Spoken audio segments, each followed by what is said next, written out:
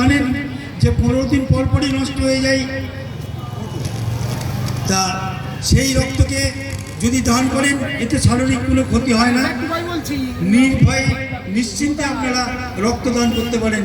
এবং আগামী দিনে কত মুমূর্ষু রোগী, কত থ্যালাসেমিয়া পেশেন্ট আমাদের এই রক্ত নিয়ে উপকৃত হচ্ছে। এই সাথে সাথে আমাদের বৃক্ষরোপণ একটা মহান কর্মসূচি। এলাকায় যে গাছ দেখছেন, যে ছোট ছোট গাছ, এই বৃক্ষরোপণের মাধ্যমে অনেক বর্তমানে অনেক সেই গাছগুলোই অনেক বড় বড় গাছে রূপান্তরিত হয়েছে। গাছ মানুষের প্রাণ বাঁচায়, অক্সিজেন সরবরাহ করে, এটা আপনারা জানেন। তাই আপনারা আসেন এবং গাছ লাগান, মানুষ বাঁচান, রক্ত দেন, মানুষ বাঁচান।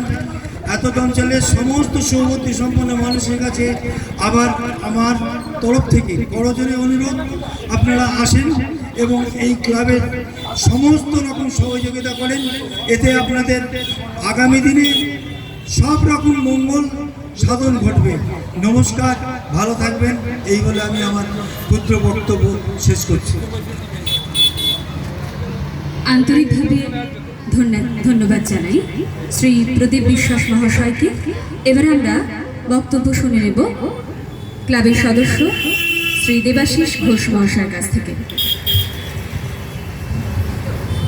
আজ ৭৯তম স্বাধীনতা দিবস। প্রত্যেককে আমার স্বাধীনতা সংগ্রামী সেলাম। আমার স্টেজে আছেন আমার বন্ধুবর প্রদীপ বিশ্বাস এবং আমার পঞ্চায়েত সদস্যরা এবং সঞ্চালক আমার বোন এবং ক্লাবের প্রত্যেক সদস্যকে আমার আন্তরিক শুভেচ্ছা ও ভালোবাসা জানাই স্বাধীনতা। আজকের এই অনুষ্ঠান খুব দৃষ্টিনন্দন।